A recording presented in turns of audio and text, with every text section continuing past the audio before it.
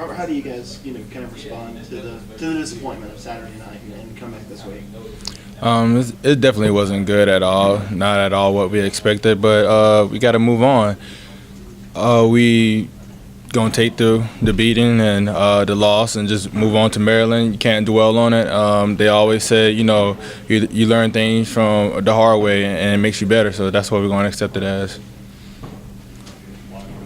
Was it really something that process that started meeting you in the locker room Saturday night? Moving on. I mean, coaches always talk about how maybe you get a day to think about it, whether it's good or bad. But it sounded like it was something that was immediate for you guys Saturday night, kind of moving on. Yeah, definitely. After the game, we talked about it. No one was happy about it, but we just, the coaches was just saying, we lost, accept it, but we can't let it affect the next game. You had a pretty good individual effort against Florida State. What were you doing that you felt like was working really well for you?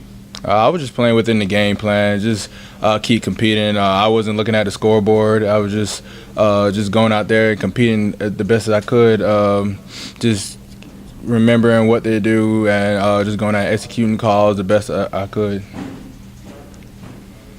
How do you think the secondary will step up, being a little shorthanded, especially in the first half next week?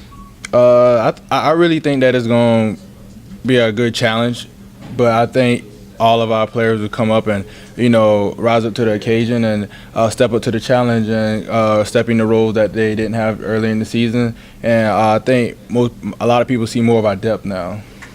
You kind of wonder what could happen next. I mean, it seems like you guys have just been facing one thing after another in secondary in terms of injuries this year. Yeah, but you can't just worry about that. You got to just play the game. Injuries happens. You just got to go out there and just believe in the next person next to you. So much of the year, the safeties have been criticized, giving up big plays and that kind of stuff, but other than maybe one or two, it seemed like you guys kept Florida State in front of you a little bit better. Did you guys as a group maybe feel a little more comfortable this week?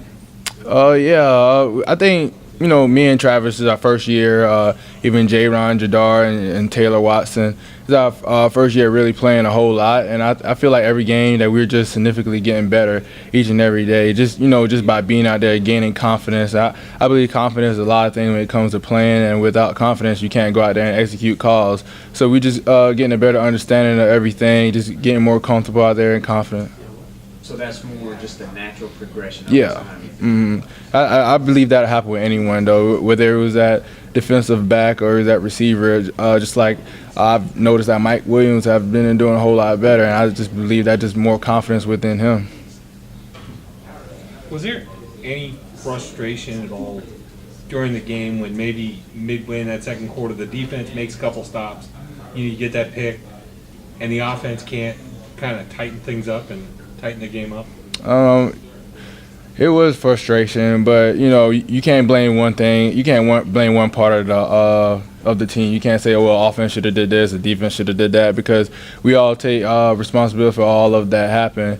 And just they could do the same thing with us. We would have got stopped earlier. We could just, after that fumble, just create a stop. And then they could have came out with the momentum and scored too. So we can't just blame it all on offense. You can't blame it on special teams. You can't blame it on defense. We just take it equally.